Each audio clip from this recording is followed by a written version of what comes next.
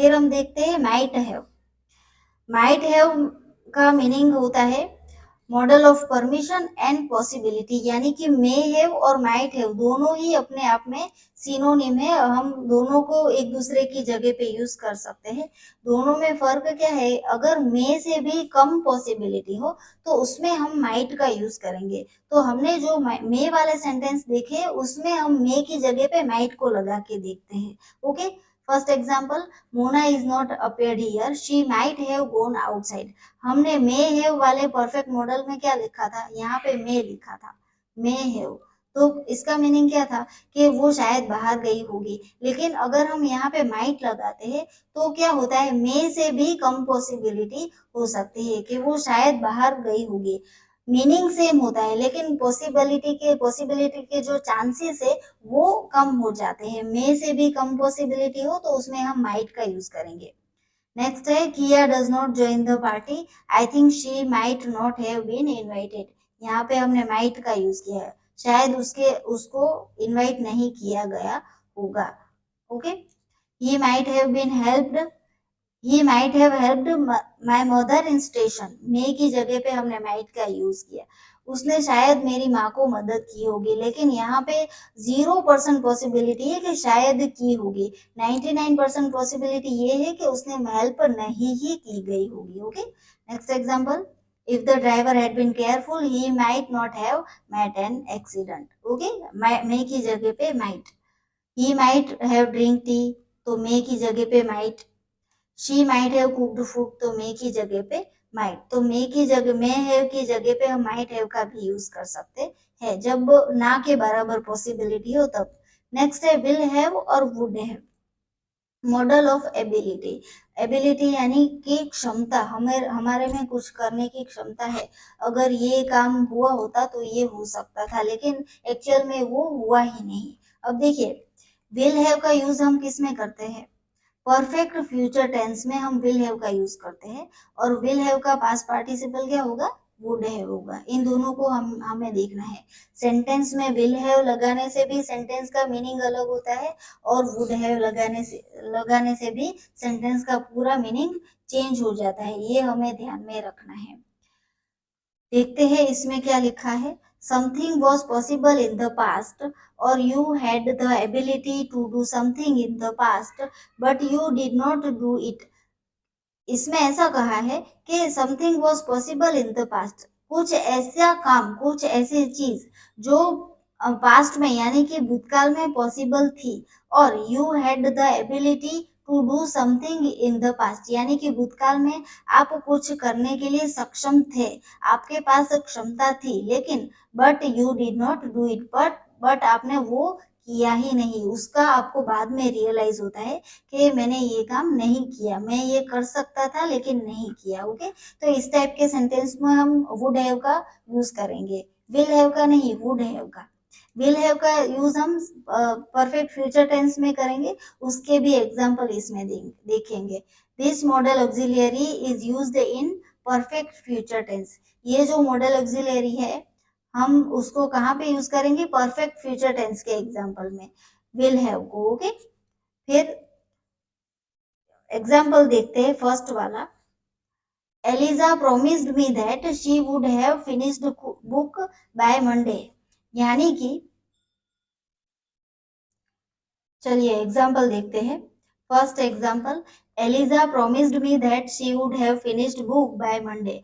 Elijah ने मुझे promise किया था कि वो मंडे तक बुक खत्म कर लेगी। अब देखिए, वो मंडे तक बुक खत्म कर लेगी, वो कौन सा टेंस है, फ्यूचर टेंस है, भविष्य काल दिखाता है कि वो मंडे तक बुक खत्म कर लेगी। लेकिन एलिजा प्रोमिस्ड मी, ये कौन सा टेंस है, भूतकाल है, एलिजा ने मुझे प्रॉमिस किया था। तो जब भी हम ये वाला सेंटेंस है वो भूतकाल में है तो हमें ये वाला सेंटेंस भी भूतकाल में ही लिखना है, इसीलिए हमने यहाँ पे विल हैव नहीं लिया और विल का पास्ट टेंस लिया वुड। विल का पास्ट क्या होगा? वुड होगा। ये प्रॉमिस वाला सेंटेंस भूतकाल में है, इसीलिए ये जो फिनिश्ड बुक वाला जो सेंटेंस है वो भी हमने भूतकाल में ही लिया, क्योंकि मंडे का टाइम वो फ्यूचर का था, लेकिन अब तो मंडे भी चला गया और प्रॉमिस कब किया था? भूतकाल में, यानी कि ऑटोमेटिकली ये जो सेंटेंस है अल्टीमेटली ये भी हमें भूतकाल में ही लिखना है, भले ही वो फ्यूचर डिनोट करता है। इसीलिए वुड का भूतकाल क्या होगा? विल का भूतकाल वुड होगा। एलिजा ने मुझे प्रॉमिस किया था कि वो बुक खत्म कर लेगी मंडे तक, लेकिन उसने मंडे चला भी गया और उसने बुक खत्म की भी नहीं। ओके, नेक्स्ट एग्जांपल देखते हैं। By the time we reach meeting will have been over. जब तक हम पहुंचेंगे मीटिंग खत्म हो चुकी होगी। विल हैव बीन ओवर, ये कौन सा सेंटेंस है? ये हमारा है परफेक्ट फ्यूचर टेंस। हमारे जो 12 टेंस है उसमें से एक टेंस था परफेक्ट फ्यूचर टेंस, तो ये विल हैव वाला स्ट्रक्चर है वो उसी का है। हम जब भी सेंटेंस में विल हैव का यूज करेंगे वो हमेशा परफेक्ट फ्यूचर टेंस ही होगा। ओके, जब तक हम पहुंचेंगे तब तक मीटिंग खत्म भी हो चुकी होंगी। Okay, next example. Final result will have been declared by next 3 years. Final result है वो अगले 3 घंटों के अंदर डिक्लेयर हो चुका होगा। 3 घंटों के अंदर डिक्लेयर हो चुका होगा, हो गया होगा। भविष्य में कोई काम स्टार्ट होके भी फिनिश हो गया होगा, उसको दर्शाने के लिए हम परफेक्ट फ्यूचर टेंस का यूज करेंगे, यानी कि विल हैव का यूज करेंगे। फ्यूचर में अगले 3 घंटों में रिजल्ट आ भी जाएगा और खत्म भी हो जाएगा। Next example. I thought it would have stopped raining so I did not टूक अम्ब्रेला। मैंने सोचा था कि बारिश बंद हो जाएगी इसलिए मैंने छाता नहीं लिया था। बारिश बंद हो जाएगी, ये कौन सा टेंस है? फ्यूचर। लेकिन आई थॉट कौन सा टेंस है? पास्ट टेंस है। मैंने सोचा था, मैंने कब सोचा था? बारिश हुई उससे पहले सोचा था। तो बारिश हो चुकी, बारिश तो हो गई, तो इस टेंस को, ये वाले सेंटेंस को भी हमें कहाँ पे लिखना है? किस तरह से? विल हैव की जगह पे वुड हैव का यूज करना है, यानी कि विल फ्यूचर डिनोट करता है, तो विल का पास्ट क्या होगा? वुड होगा। ओके, इसीलिए वुड है। Next example. I would have got promotion if I had given interview. अगर मैंने इंटरव्यू दिया होता तो मेरा प्रमोशन हो गया होता। इस मैंने इंटरव्यू दिया भी नहीं और मेरा प्रमोशन हुआ भी नहीं। ओके, इसीलिए यहाँ पे हमने वुड हैव, प्रमोशन हो गया होता, ये काम कर दिया होता। तो इस टाइप के सेंटेंस में हम वुड हैव का यूज कर सकते हैं। If I had won the lottery I would have bought a car. अगर मैंने लॉटरी जीती होती तो मैंने कार खरीदी होती। मैंने लॉटरी जीती भी नहीं और मैंने कार खरीदी भी नहीं, यहाँ पे would have. Next perfect model देखते हैं। शल हैव एंड शुड हैव, यानी कि model of advice and suggestion and regret, यानी कि किसी को सलाह देनी हो या फिर रिग्रेट, रिग्रेट यानी पछतावा करना हो, तो उस टाइप के सेंटेंस में हम शल हैव एंड शुड हैव का यूज करेंगे। एक चीज आपको याद रखनी है कि शल का पास्ट कभी भी शुड नहीं होता है। ओके, शल हैव और शुड हैव दोनों ही अलग अलग परफेक्ट मॉडल है और दोनों को हमें सेंटेंस में समझना है कि शल हैव का मीनिंग क्या होता है और शुड हैव का मीनिंग क्या होता है। बाकी शल का जो पास्ट है वो शुड नहीं होता है। ओके, सबसे पहले एग्जांपल देखते हैं। पहला, I shall have sold these books by next exhibition. मैंने अगले एग्जीबिशन तक ये सारी बुक बेच दी होगी। अब देखिए यहाँ पे बेच दी होगी, यानी कि फ्यूचर में कोई काम होके भी खत्म हो गया हो तो उस टाइप के सेंटेंस में हम शल हैव का यूज करेंगे। जैसे हम सेंटेंस में विल हैव का यूज करते थे उसी तरह से हम सेंटेंस में शल हैव का भी यूज करेंगे। आई के साथ शल आ सकता है, लेकिन आई के साथ हम विल भी लगा सकते हैं। ओके, शल और विल कुछ भी लगा सकते हैं। अब देखिए यहाँ पे हमने क्या किया? शल हैव सोल्ड, ये कौन सा टेंस है? परफेक्ट फ्यूचर टेंस, यानी कि फ्यूचर में कोई काम होके खत्म भी हो गया होगा, उसको डिनोट करने के लिए हम परफेक्ट फ्यूचर टेंस का यूज करेंगे। और परफेक्ट फ्यूचर में हमेशा क्या आएगा? शल हैव और विल हैव दोनों आ सकता है। तो यहाँ पे मीनिंग क्या होता है कि मैंने नेक्स्ट एग्जीबिशन तक सारी बुक सेल कर दी होगी, सारी बुक बेच दी होगी। Okay, next example, I shall have eaten by the time you come. जब तक तुम आओगे तब तक मैंने खाना खा लिया होगा। फ्यूचर में मेरा खाना खाने का काम खत्म हो चुका होगा। Shall have eaten. ओके, और परफेक्ट मॉडल के साथ हमेशा वर्ब का कौन सा फॉर्म आता है? पास्ट पार्टिसिपल, भूतकृदंत, ई ए टी, ईट यानी खाना, और उसका भूतकृदंत क्या होगा? Eaten, E A T E N. अगर हमें पास्ट टेंस लेना हो तो A T E ate. Okay, लेकिन हमें यहाँ पे पास्ट पार्टिसिपल ही लेना है। नेक्स्ट एग्जाम्पल देखते हैं, you should not have behaved like this. तुम्हें इस तरह का वर्तन नहीं करना चाहिए था। यानी कि उसने वर्तन कर दिया है, लेकिन अब हम उसे क्या कर रहे हैं? हमें एडवाइस दे रहे हैं कि तुम्हें इस तरह का वर्तन नहीं करना चाहिए था। तो नहीं करना चाहिए था उसका मतलब क्या होता है? Should not have. Okay, perfect model should not have. उसके बाद बिहेव का past participle behaved. Okay, fourth example, you should have asked me before taking decision. तुम्हें निर्णय लेने से पहले मुझे पूछना चाहिए था। बिफोर टेकिंग डिसीजन यानी कि निर्णय लेने से पहले, you should have asked me, तुम्हें पूछना चाहिए था। ओके, तो मतलब उसने निर्णय लेने से पहले पूछा नहीं था, लेकिन बाद में हम उसे सजेस्ट कर रहे हैं कि तुम्हें पूछना चाहिए था। तो शुड हैव का मतलब क्या होता है? चाहिए था। ओके, काम होने के बाद हम सजेशन देते हैं। और शैल हैव का यूज कब होगा? परफेक्ट फ्यूचर टेंस में, यानी कि शैल हैव और शुड हैव दोनों अपने आप में अलग चीज है। Fifth example, I should have called you before I left. जाने से पहले मुझे तुम्हें कॉल करना चाहिए था, लेकिन मैंने तुम्हें कॉल नहीं किया था। इसका मतलब ये होता है मुझे तुम्हें कॉल करना चाहिए था। Should have called. ओके, अब देखिए यहाँ पे आपको एक चीज ध्यान में रखनी है। फर्स्ट वाले दो एग्जाम्पल और दूसरे तीन एग्जाम्पल दोनों अपने आप में अलग है। पहले वाले दो में हमने कौन सा परफेक्ट मॉडल लिया? शल हैव। और ओके, और दूसरे तीन में क्या लिया? Should have. तो यहाँ पे शल हैव और शुड हैव दोनों का मीनिंग कहीं आपस में मैच होता ही नहीं है। इसीलिए शल हैव और शुड हैव अपने आप में अलग चीज है, वो आपको ध्यान में रखनी है। I shall have sold this books. मैंने ये सारी बुक बेच दी होगी। और शुड हैव का मतलब क्या होता है? करना चाहिए, बिहेव करना चाहिए, पूछना चाहिए, फोन करना चाहिए। ओके, और शल हैव किस में यूज होगा? परफेक्ट फ्यूचर टेंस में। आपको ये चीज याद रखनी है। नेक्स्ट हम देखते हैं comparison of shall have and should have, यानी कि शल को शल हैव के साथ कंपेयर करना है और शुड को शुड हैव के साथ। उसी एग्जांपल को लेते हैं, I shall have sold this books by next exhibition. लेकिन अगर मैं इस सेंटेंस में परफेक्ट मॉडल ना लूं और सिर्फ सिर्फ शल लूं तो क्या होगा? I shall sell this books by next exhibition. मैं नेक्स्ट एग्जीबिशन तक ये बुक बेचूंगा, यानी कि बेचने का काम खत्म नहीं हो गया होगा, फ्यूचर में वो काम चालू ही होगा, बेचूंगा। ओके, तो ये कौन सा टेंस है? सिंपल फ्यूचर टेंस, और उसके साथ हमेशा वर्ब का मेन फॉर्म ही आता है। परफेक्ट मॉडल के साथ पास्ट पार्टिसिपल और शल के साथ मॉडल के साथ क्या आएगा? मेन फॉर्म आएगा। Next example, I shall have eaten by the time you come. जब तक तुम आओगे मैंने खाना खा लिया होगा, मैं खाना खा चुकी होंगी। इसका मीनिंग इसको हम सिर्फ शल के साथ यूज करते हैं। आई शल इट, मैं खाना खाऊंगी। ये हमारा कौन सा टेंस हो गया? Simple future tense. यानी शल को हमें कौन से टेंस में लेना है? सिर्फ सिंपल फ्यूचर टेंस में लेना है, उसका और कोई मीनिंग होगा ही नहीं। Next example, you should not have behaved like this. तुम्हें इस तरह का वर्तन नहीं करना चाहिए था।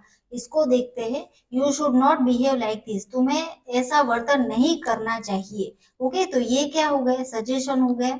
ये हम पहले से सजेस्ट करते हैं कि तुम्हें इस तरह का वर्तन नहीं करना चाहिए। और ये क्या है? You should not have behave like this. काम होने के बाद हम सजेशन देते हैं कि तुम्हें ऐसा वर्तन नहीं करना चाहिए था। Next, you should have asked me before taking decision. तो इसको हम किस तरह से लिखेंगे? You should ask me before taking decision. निर्णय लेने से पहले तुम्हें मुझे पूछना चाहिए। यानी कि पहले निर्णय ले नहीं लिया था, लेकिन हम पहले से सजेस्ट कर रहे हैं कि निर्णय लेने से पहले तुम्हें पूछना चाहिए।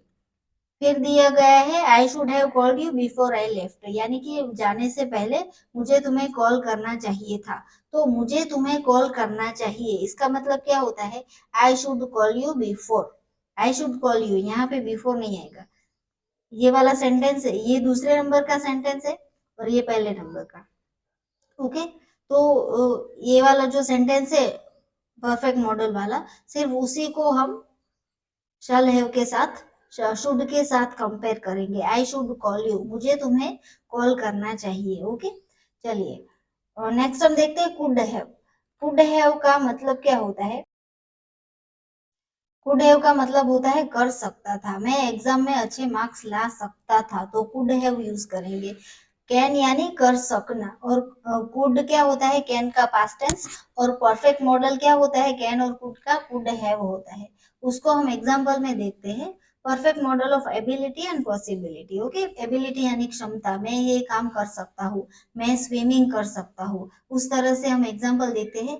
आई could have slept her but I did not do it, मैं उसे थप्पड़ मार सकता था लेकिन मैंने ऐसा नहीं किया। यानी कि ये पास्ट टेंस दिखाता है कि पास्ट में मैं उसको थप्पड़ मार सकता था लेकिन मैंने नहीं किया। Next example, she could have saved the students from principles punishment but she was in compulsion, यानी कि वो विद्यार्थियों को प्रिंसिपल की सजा से बचा सकती थी लेकिन वो मजबूर थी। But she was in compulsion, यानी कि वो मजबूर थी। अब देखिए, वो बचा सकती थी, तो बचा सकती थी यानी कुड हैव सेव्ड, लेकिन उसने नहीं बचाया। क्यों नहीं बचाया? क्योंकि वो मजबूर थी। Okay, next example, if I had finished project within 2 days, I could have been paid more salary. अगर मैंने 2 दिनों के अंदर प्रोजेक्ट खत्म कर दिया होता तो I could have been paid more salary, तो मुझे ज्यादा सैलरी दी जा सकती थी, लेकिन मैंने प्रोजेक्ट खत्म भी नहीं किया और सैलरी भी, ज्यादा सैलरी भी नहीं मिली। Salary I could have been paid, यानी कि सैलरी दी जा सकती थी। अगर सेंटेंस में पेसिव वॉइस दिया गया हो तो उसमें परफेक्ट मॉडल के साथ हमें हमेशा बीन लगाना जरूरी है। ओके, सैलरी हम खुद अपने आप को नहीं देते, सैलरी हमें दी जाती है किसी और के द्वारा, इसलिए ये पेसिव वॉइस का सेंटेंस है। और पेसिव वॉइस के स्ट्रक्चर के हिसाब से परफेक्ट मॉडल के बाद हमेशा बीन आएगा। Okay, I could have been paid more salary, मुझे ज्यादा सैलरी पे की जा सकती थी लेकिन पे नहीं की। She could have got good marks in good score in exam, but she had met an accident, so could not attend exam. देखिए, she could have got good score in exam. वो एग्जाम में अच्छा score कर सकता था, but she had met an accident, लेकिन उसका accident हुआ, so could not attend exam, इसीलिए वो एग्जाम नहीं अटेंड कर सका। यहाँ पे परफेक्ट मॉडल कौन सा है? Could have. अच्छा स्कोर कर सकता था लेकिन स्कोर नहीं किया। क्यों नहीं किया? क्योंकि उसका एक्सीडेंट हुआ था और उसने एग्जाम नहीं अटेंड की थी। और ये कुड क्या है? कुड वाला सेंटेंस वो है मॉडल ऑक्सिलियरी, और कुड हैव क्या है? Perfect model. ओके, तो ये सारे थे वो कुड हैव के एग्जाम्पल थे। अब हम देखते हैं comparison of could and could have. जहां जहां पे कुड हैव का यूज किया था वहां वहां पे हम कुड का यूज करके देखते हैं कि सेंटेंस के मीनिंग में क्या चेंज होता है। आई could have slept her but I did not do it. अब देखिए, आई कुड स्लेप हर, मैं उसे मार सका था। ओके, यानी कि उसने मारा था, मार सका था। Second, she could have saved the students from principal's punishment but she was in compulsion। हमें यहाँ पे could have की जगह पे could लगाना है और saved की जगह पे सिर्फ save लगाना है। she could save the students from principal's punishment, यानी कि वो स्टूडेंट्स को प्रिंसिपल की सजा से बचा सकी थी। पहले एग्जाम्पल का मीनिंग क्या होता है कि बचा सकती थी लेकिन नहीं बचा सकी, और दूसरे एग्जाम्पल में उसने क्या किया? बचा लिया था, बचा सकी थी। ओके, जो काम पास्ट में नहीं हो पाया लेकिन हम बाद में रियलाइज करते हैं कि ऐसा हो सकता था, उसको हम परफेक्ट मॉडल में लिखेंगे। और जो काम ऑलरेडी हो चुका था उसको हम मॉडल ऑक्सिलरी में लिखेंगे। शी कुड सेव, वो बचा सकी थी। Next example, if I had finished project within 2 days I could have been paid more salary, यानी कि अगर मैंने 2 दिनों में प्रोजेक्ट खत्म कर लिया होता तो मुझे ज्यादा सैलरी दी जा सकती थी। ओके, दी जा सकती थी, लेकिन मैंने 2 दिनों में प्रोजेक्ट खत्म भी नहीं किया और मुझे ज़्यादा सैलरी मिली भी नहीं। इसमें हम मॉडल ऑक्सिलरी कुड का यूज़ करते हैं। I could be paid more salary, यानी कि मुझे ज्यादा सैलरी दी जा सकी थी। अब देखिए यहाँ पे मीनिंग क्या होता है, दी जा सकती थी, और यहाँ पे होता है दी जा सकी थी, कुड का यूज किया है। अब एक चीज हमें यहाँ पे ध्यान में रखनी है, यहाँ पे बी हमने क्यों लगाया है, क्योंकि ये पैसिव वॉइस है। सैलरी मैं खुद अपने आप को नहीं दूंगी, मुझे किसी और के द्वारा सैलरी दी जाएगी। इसीलिए हम क्या करेंगे, जो भी मॉडल ऑक्सिलियरी है उसके बाद बी लगाएंगे, और वर्ब फॉर्म का पास्ट पार्टिसिपल यानी पी ए वाई, पे का पास्ट पार्टिसिपल क्या होता है, पेड होता है। इसीलिए हमने यहाँ पे पेसिव वॉइस है, इसलिए हमने पास्ट पार्टिसिपल लिया। I could be paid more salary. देखिए ये जो सेंटेंस में मैंने जो कुड लगाया है, उस हिसाब से इस सेंटेंस का जिस तरह से मीनिंग निकलता है, उस तरह से यहाँ पे कुड ऑक्सिलरी फॉर्म का यूज करना मुझे इनएप्रोप्रिएट लग रहा है। लेकिन यहाँ पे स्ट्रक्चर के हिसाब से मुझे आपको सिर्फ एक्सप्लेन करना है कि हम कुड हैव की जगह पे किसका यूज कर सकते हैं, और कुड हैव की जगह पे कुड का यूज करने से क्या मीनिंग हो सकता है। इसीलिए मैंने आपको ये एग्जांपल दिया।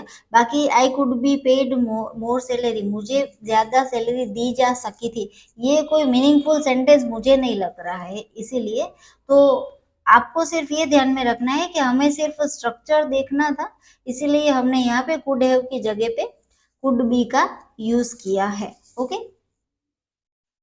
Next example, she could have got good score in exam but she had met an accident so could not attend exam।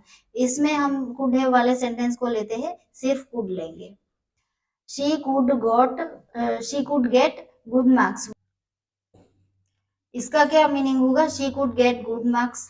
तो या इसका मीनिंग ये होगा कि वो अच्छे मार्क्स ला सकी थी।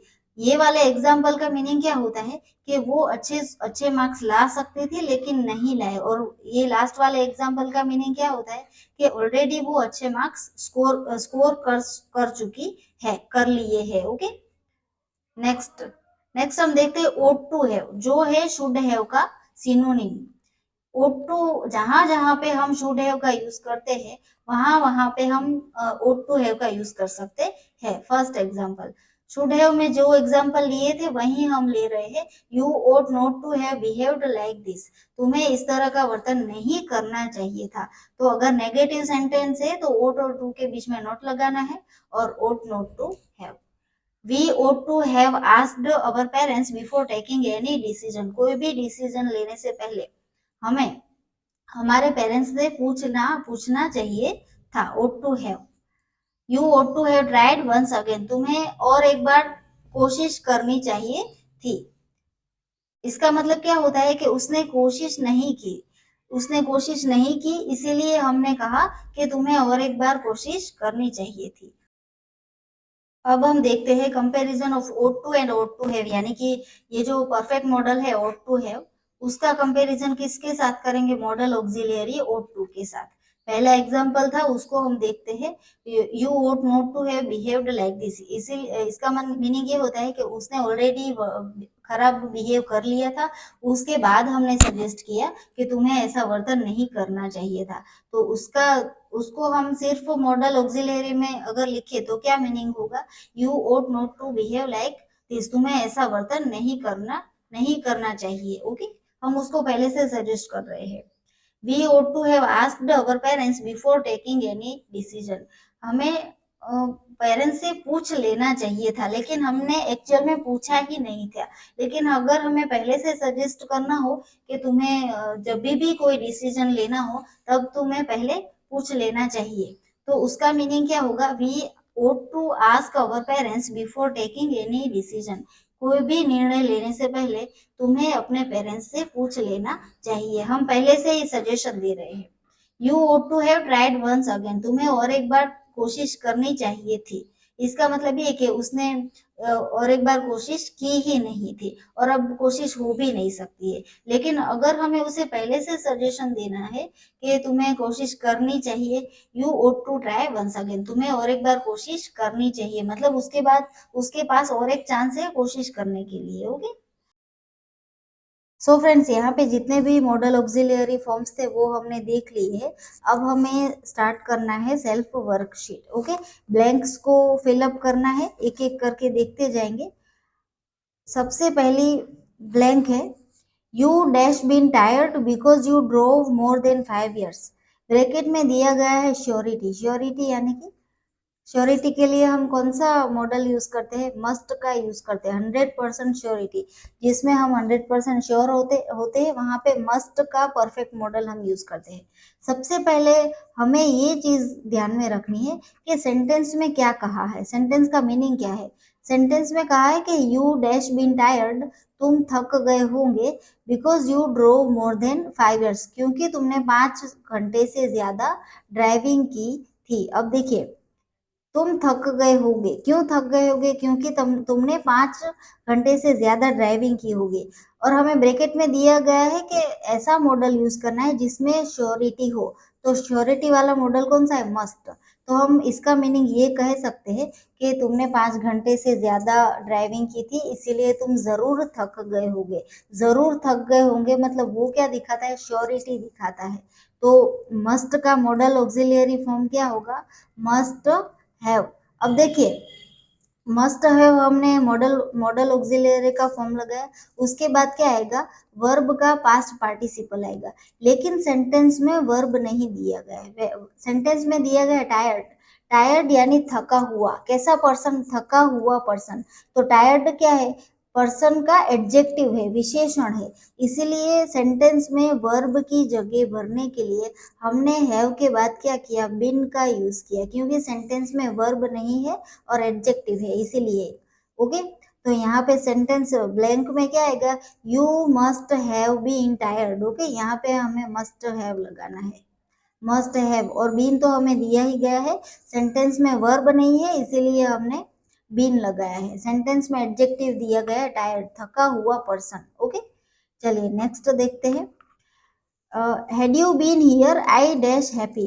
हैड यू बीन हियर, अगर तुम यहाँ होते तो मैं खुश होता। तो मैं खुश होता, उसके लिए हम कौन सा मॉडल यूज करते हैं? Would have. I would have. If doctor had come the patient would have been saved, यानी कि अगर डॉक्टर आता तो पेशेंट को बचाया जाता था।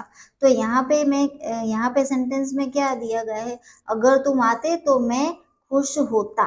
तो खुश होता, उसके लिए हम वुड का परफेक्ट मॉडल यूज करते हैं, इसलिए हम क्या कहेंगे यहाँ सेंटेंस में? वुड हैव का यूज करेंगे। Had you been here I would have been happy. अब देखिए, I would have been happy क्यों आया? क्योंकि सेंटेंस में वर्ब नहीं दिया गया है। हैप्पी यानी खुश। ये खुश होना कोई वर्ब नहीं है, खुश है वो एडजेक्टिव है। इसीलिए हमने वर्ब की जगह भरने के लिए बीन का यूज किया है।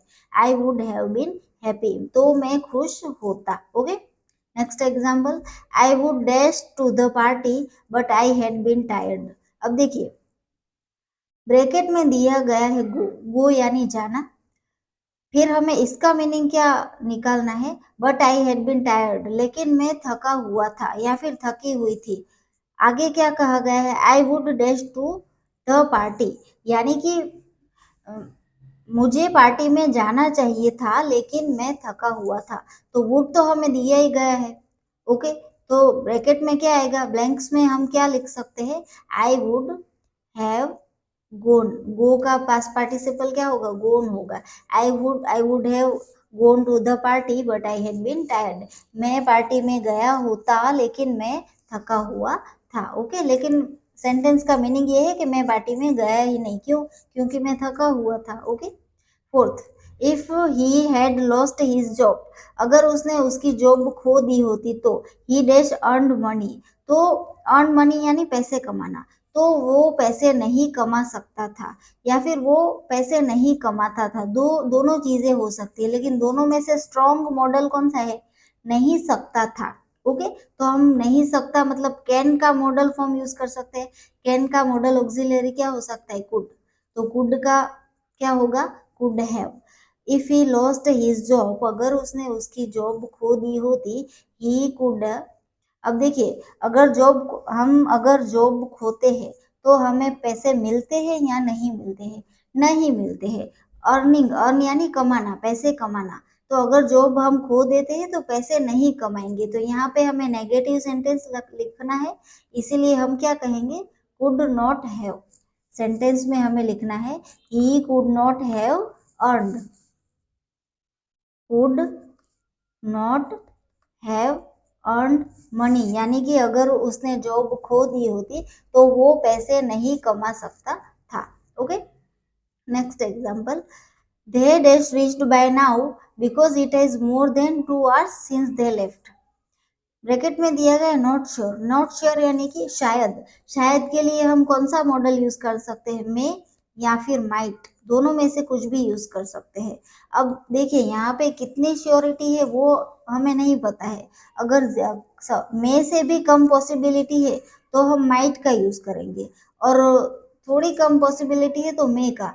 तो अगर हम इसमें श्योर नहीं है कि दोनों में से क्या है, तो हम या तो मे यूज करेंगे या तो माइट, दोनों ही करेक्ट होंगे। ओके, आपका ये जो सेंटेंस है मे को यूज करने से या फिर माइट को यूज करने से इनकरेक्ट नहीं होगा, तो हम यहाँ पे माइट ले लेते हैं। सेंटेंस का मीनिंग क्या है? Because it has more than 2 hours since they left, क्योंकि उनको गए हुए 2 घंटे से ज्यादा हो चुके हैं। अब देखिए क्यों 2 घंटे से ज्यादा हो चुके हैं, तो उसका रिजल्ट क्या हुआ?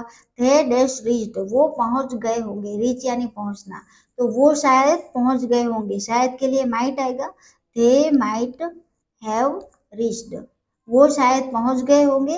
क्यों? क्योंकि because it has more than 2 hours since they left, क्योंकि उनको गए हुए 2 घंटे से ज्यादा हो चुके हैं। Next example, sixth, she dash cleaned the room because I already had done it. अब देखिए ब्रैकेट में दिया गया है अप्रोप्रिएट फॉर्म ऑफ नीड। हमें नीड को as a modal auxiliary form लेना है। अब देखिए सेंटेंस का मीनिंग क्या है? She dash clean the room because I already had done, क्योंकि मैंने पहले से ही कर दिया है। क्या कर दिया है? क्लीन कर दिया है। She dash clean the room, अगर मैंने पहले से रूम क्लीन कर दिया है तो दूसरी बार उसको रूम क्लीन करने की जरूरत नहीं है। तो मतलब ये सेंटेंस को हमें नेगेटिवली लेना है। तो नीड का यूज हमें क्या करना है? नीड का यूज हमें नेगेटिव सेंटेंस के साथ करना है। उसको रूम क्लीन करने की जरूरत नहीं थी। तो she need not have cleaned, clean तो हमें दिया ही गया है। She need not have, okay, she need not have clean the room, उसे रूम साफ करने की कोई जरूरत नहीं थी, क्योंकि because I already had done it, क्योंकि मैंने पहले से ही वो कर लिया था। नेक्स्ट एग्जाम्पल, 7वें नंबर का, Dolly was upset today, Dolly आज उदास थी। आई think she dash rejected in school competition, क्योंकि मुझे लगता है कि वो स्कूल के कंपटीशन में उसको रिजेक्ट किया गया है। अब देखिए यहाँ पे रिजेक्ट करना, वो खुद अपने आप रिजेक्ट नहीं होगी, किसी और के द्वारा रिजेक्ट किया गया होगा, यानी कि स्कूल के द्वारा रिजेक्ट किया गया है। तो एक तो ये है पैसिव वॉइस का सेंटेंस। फिर हमें हिंट में क्या दिया गया है? आई थिंक, मुझे लगता है। तो मुझे लगता है मतलब कि ये श्योरिटी नहीं है, ये 100% श्योरिटी नहीं है, लेकिन पॉसिबिलिटी हो सकती है। इसीलिए पॉसिबिलिटी के केस में हम या तो मे का यूज करेंगे या तो माइट का। ओके, तो Dolly was upset today, Dolly आज उदास थी। आई think she dash rejected in school competition, मुझे लगता है कि उसे स्कूल कॉम्पिटिशन में रिजेक्ट किया गया था। तो किया गया हो सकता है, तो हम यहाँ पे किसका यूज करेंगे? मे का या फिर माइट का यूज कर सकते हैं। हम यहाँ पे मे का यूज करते हैं। मे हैव बीन, क्योंकि पैसिव वॉइस है इसीलिए हैव के बाद बीन लगाना जरूरी है। मुझे लगता है कि उसे स्कूल कंपटीशन में रिजेक्ट किया गया होगा। ओके, और उसमें भी श्योरिटी नहीं है, पॉसिबिलिटी हो सकती है। मे हैव बीन या फिर माइट हैव बीन भी हम ले सकते हैं। Okay, next example, if doctor had come in time, patient dash saved, patient dash saved।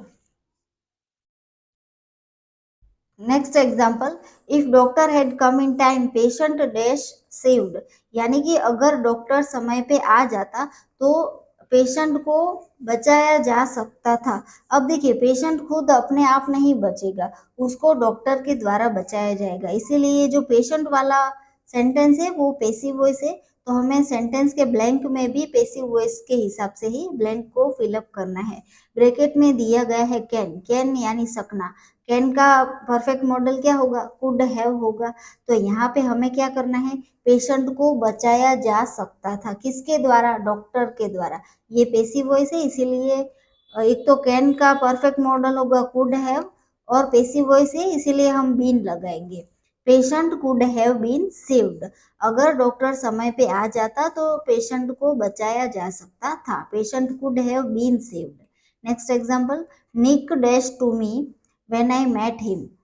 Bracket में दिया गया है लिसन, लिसन यानी सुनना।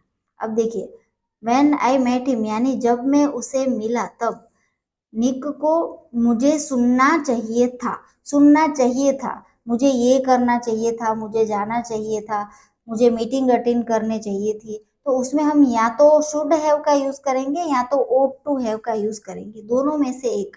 तो हम यहाँ पे शुड का यूज करेंगे कि निक शुड हैव लिसन्ड। यहाँ पे पहले हम शुड हैव का यूज करते हैं, Nick should have listen to me.